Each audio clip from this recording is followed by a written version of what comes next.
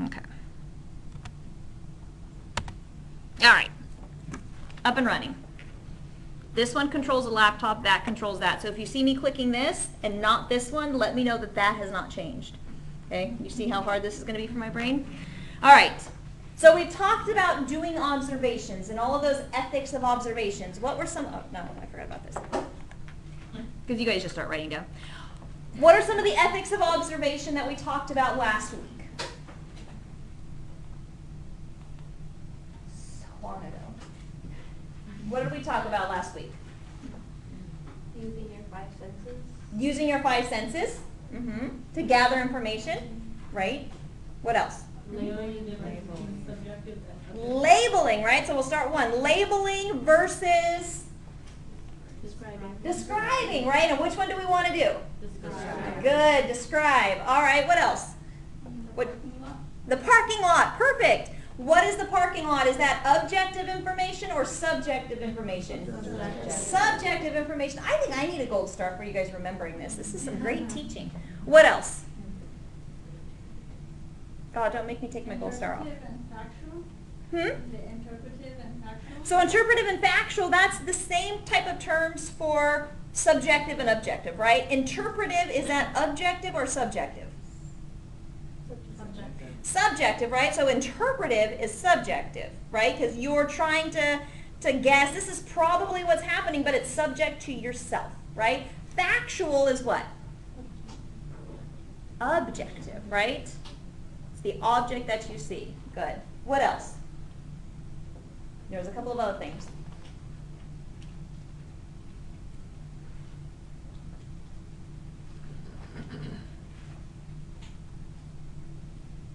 Say specificity, writing down their quotes. Remember that part? Yeah, that's right. Oh yeah, writing down their quotes, writing down the information in sequential order.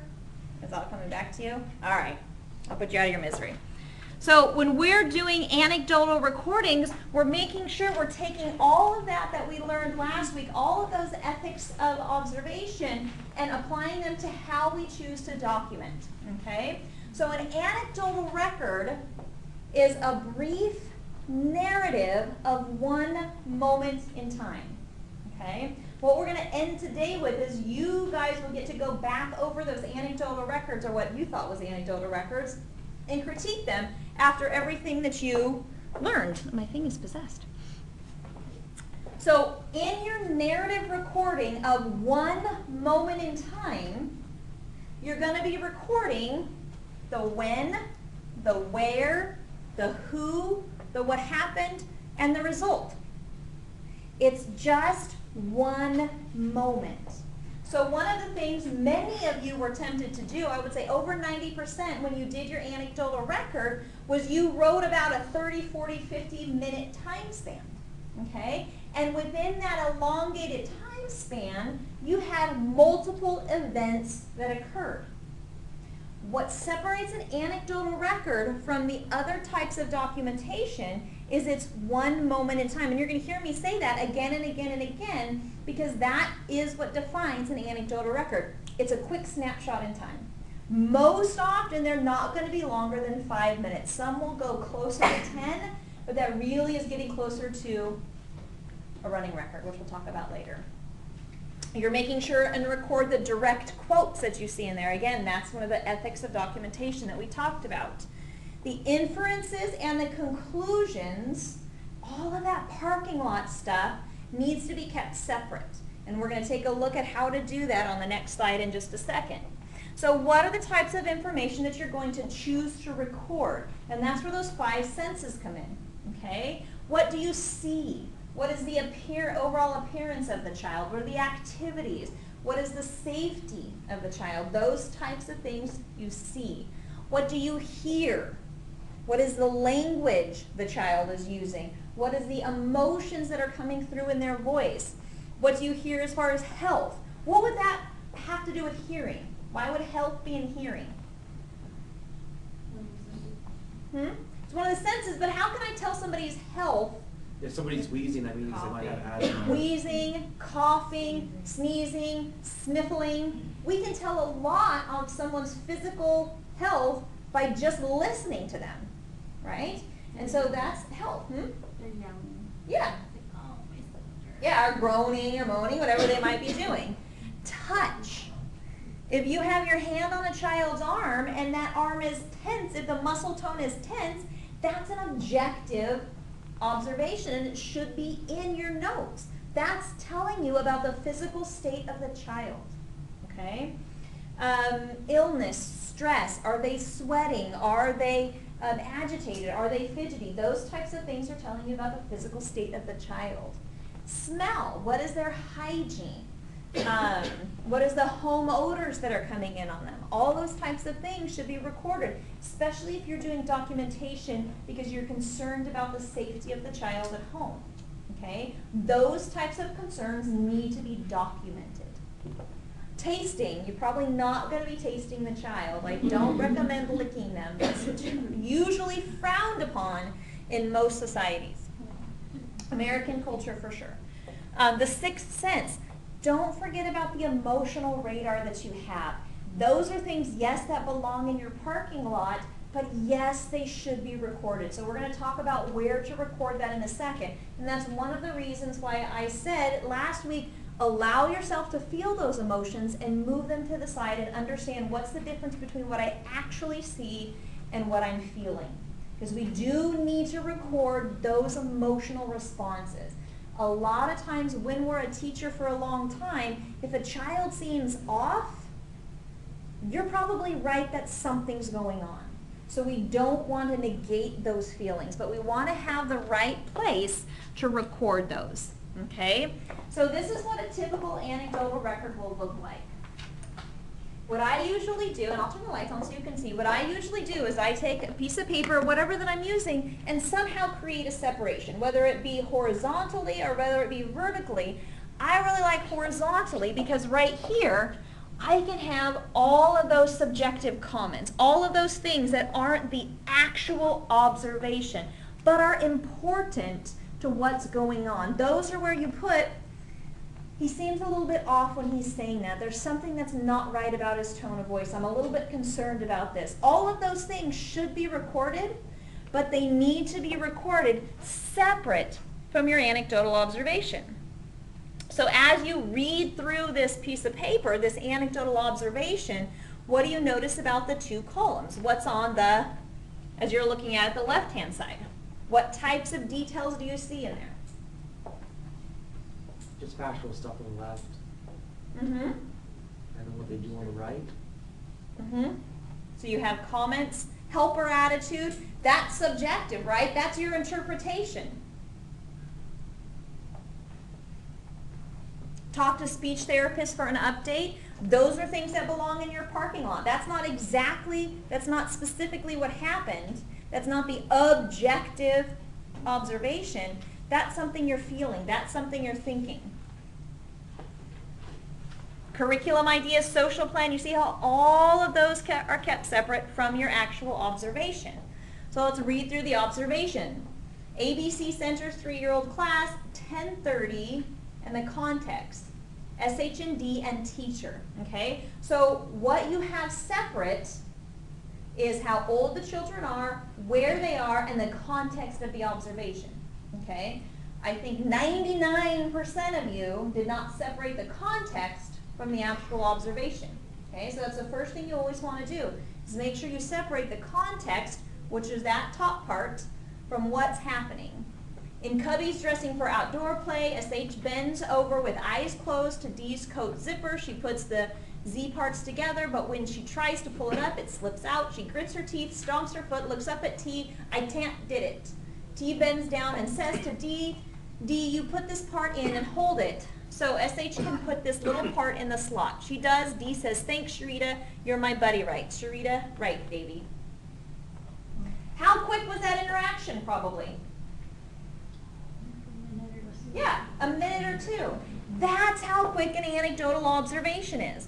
But do we still get a whole lot of information from that anecdotal observation? What did the teacher do right here? What do you see? You see quotes and exactly how the child said it, right? Okay. You guys ready to give it a try? So hold it. So the left side just backs what they do, and the right side is just what we see. It's your interpretation, it's your reflection. When I'm doing observations, the factual part of it is usually, I don't know, a page maybe. The reflection, my parking lot, my interpretation, my thoughts, is usually 3 to 4 times as long. Because I can write down exactly what's happening, but what I'm thinking, the curriculum plans are how I want to change the room, what I'm concerned about, what I'm thinking about the child, is half as long. Okay? And again, that's why I stressed to you last week, acknowledge what you're thinking and put it to the side, because those are important cues to what's going on, but they're not part of the observation. Okay? Good? You ready to practice? There you are anyway, so it doesn't really matter if you're ready. All right. So you want us to record this, right? Yep, so get a clean piece of paper out.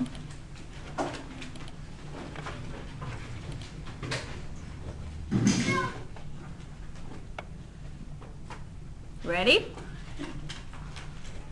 You're going to be ready.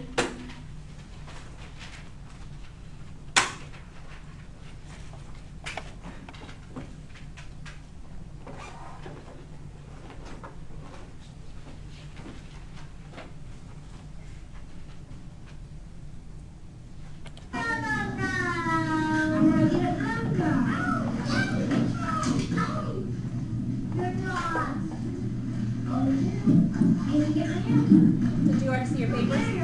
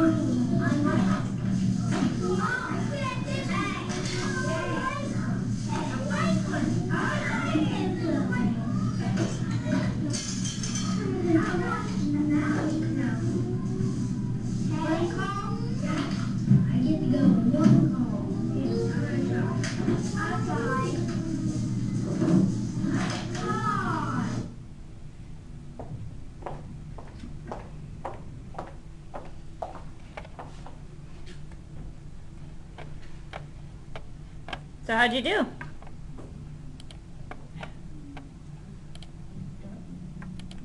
What was difficult about that? It just everything happened so fast. I just didn't know what to write down. Like you're writing something down and then something else happens. Uh-huh. It's kind of hard when it's real live children, right? Yes.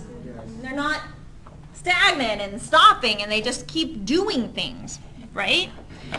So what type of things would make that easier? What do you think? Being able to replay. Being able to replay it? Knowing their name. Okay, knowing their names. Knowing them, so you kind of know their behavior too. Do you think knowing them and knowing their behavior would make it easier or harder to be objective? Harder. Because what happens? Because if we know them, then we're tempted to put, oh, he's doing this again. He always did it, right? I All noticed right. that he kept on saying, "You're not a girl." Uh-huh. And so what comes to your mind when you're hearing things like that? Why does he keep saying that? He must have this. You're thinking subjective thoughts, right? And so where would those belong? On parking lot on that right hand side of your paper. All right, so we're going to return to those, so keep them out because we're going to do another activity with them in just a second. We're going to take a look a little bit more about what anecdotal records are. Okay? So as you're recording information on your anecdotal record, you're always going to have the child's name. Now, if you're the teacher in the classroom, you'll know the child's name. Why is it important to record who the observation is about? Because we can forget. Well, you can forget who the observation is about, right? So if you pull that observation out a month later and you haven't written down the child's name, you're going to have to try and guess who the observation is. That seems like it's self-explanatory, and yet I can't tell you when I used to take paper assignments how many students would not put their name on the paper.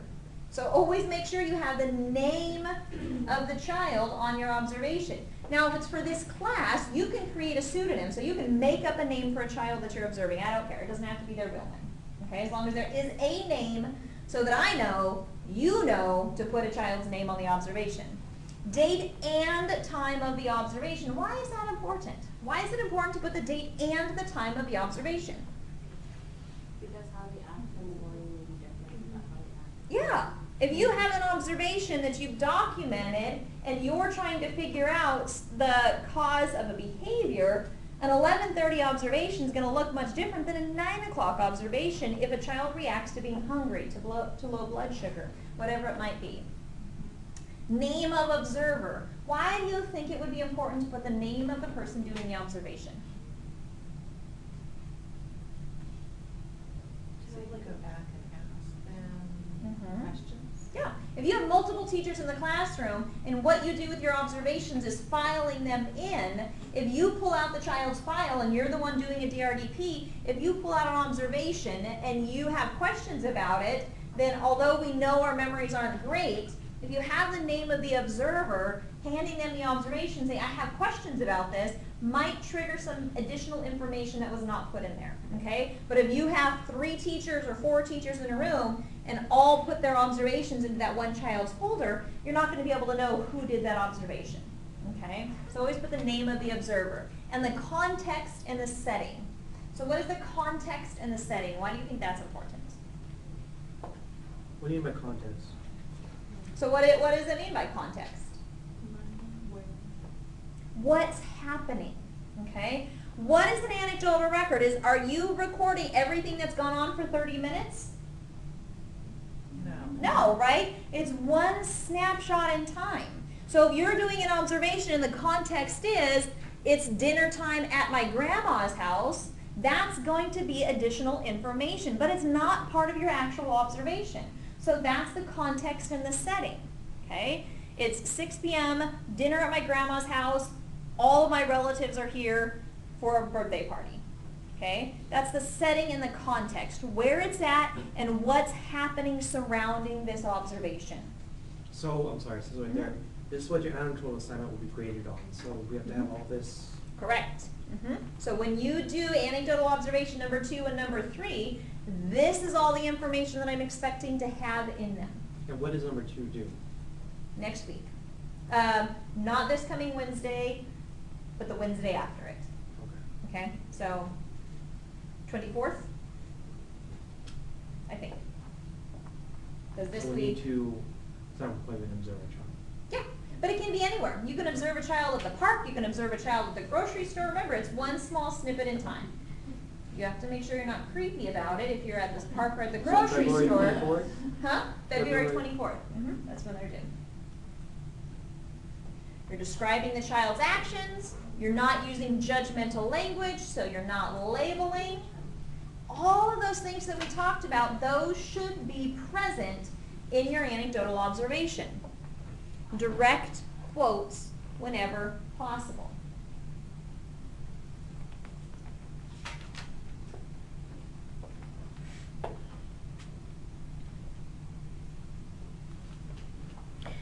So when you observed Hamilton's towing, which is the name of that video that we watched, was it really difficult to get all of that detailed information about all of those children and everything that they were doing? Yes. Yeah, it was really hard. So when you do your observation, going in and starting an observation with very specific parameters in mind will help you get all the information that will be beneficial to have.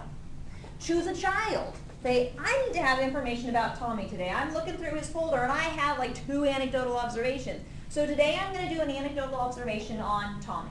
Choose a child. What child are you going to focus your observation? Even if you don't go in there, if you're sitting down and you see a group of children, choose who you're going to focus the details on. Okay? You still want to include information about the other children so it makes sense, but choose to focus the details in on that one child. And you said they could be 8 numbers, right? Yeah. Yeah.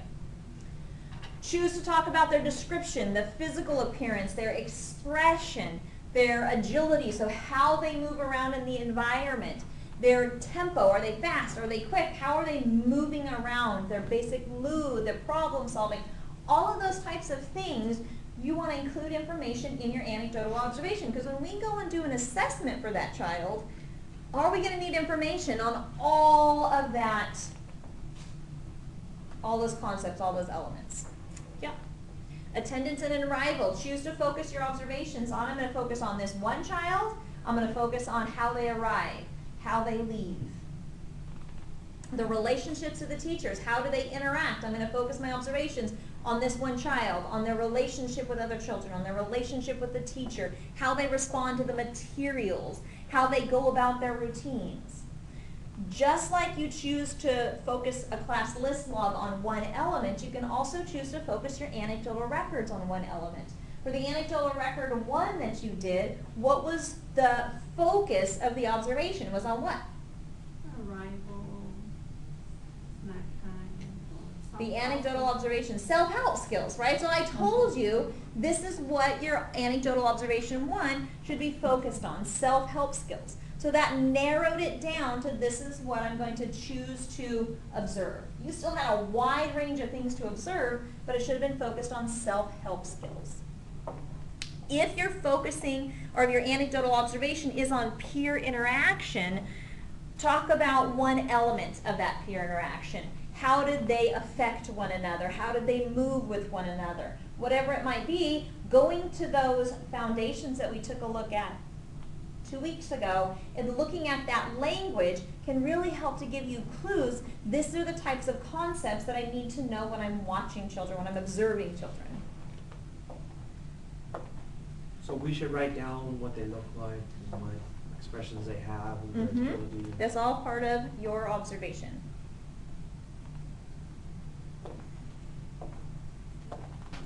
I promise I'll put this up on Blackboard.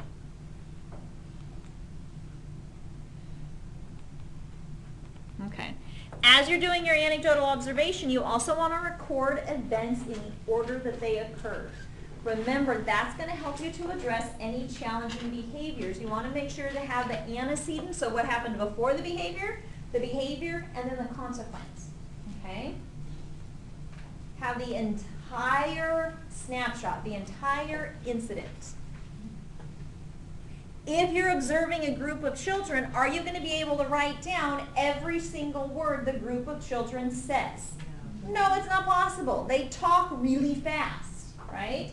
Even in the few words that happened in that dialogue, was it possible to write down every single thing that they said? No. So how could you abbreviate? Use arrows and different types of symbols that might work out. Don't write the child's full name. Figure out what are some abbreviations that you would understand. You don't want to abbreviate so much that you have no idea what it is you wrote down, but make up a shorthand that makes sense for you. When you're observing on the fly, you don't have to write incomplete sentences. You don't have to write grammatically correct. Take that observation and fix it before you put it in the child's file, but it can be a complete mess, okay? As you're doing the observations, figure out what works for you to make it go quicker.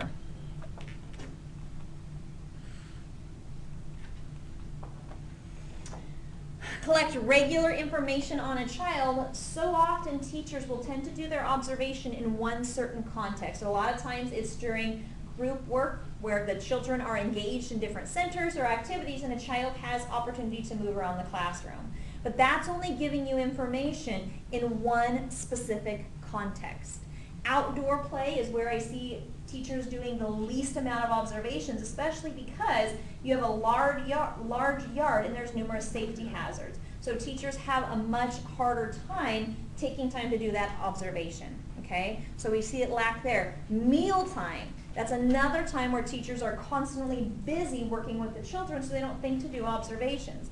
But all of that provides information about a child. So sometimes what it takes is the teacher going back through their observations and saying, I'm missing information in this context, or I'm missing information in that context, okay? So make sure you're gathering information in different contexts and in different settings.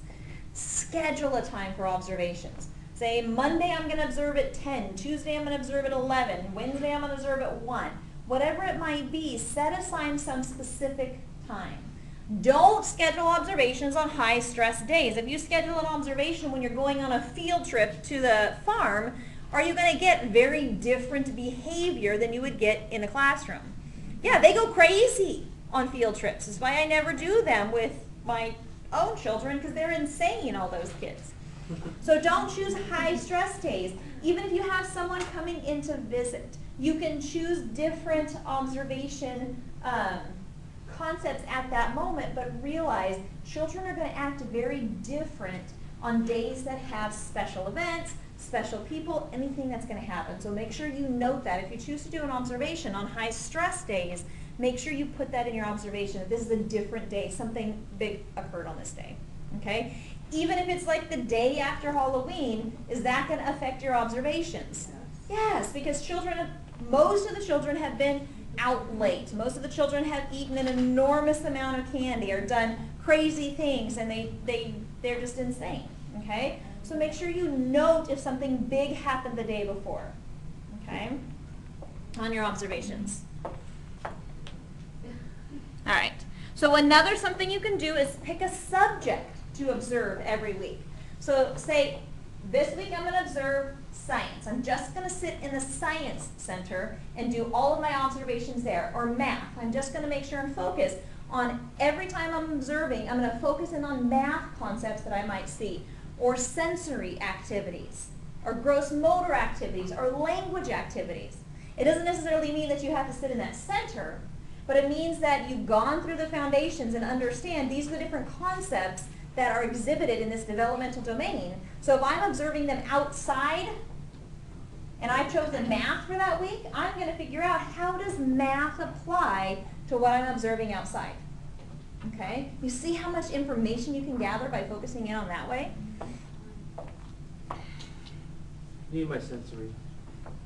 So sensory, how are they engaging with the material? How are they tactilely maneuvering the material? What is their response? This is especially important when we're talking about infants and toddlers who aren't verbal.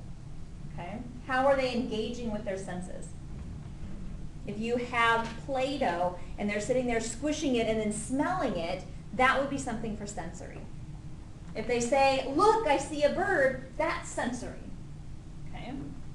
Don't interrupt the play. One of the things that teachers can do once they start to do intensive observations is they're looking more closely. So they'll start to realize if children say some things that aren't kind but don't need to be interrupted. If you say, you know, you're a big meanie, A lot of times teachers will enter, that's not a nice thing to say, instead of giving the other child the opportunity to say that. That's not a nice thing to say, okay? So, Encourage them to use the words. hmm? Is that encouraging them to use the words?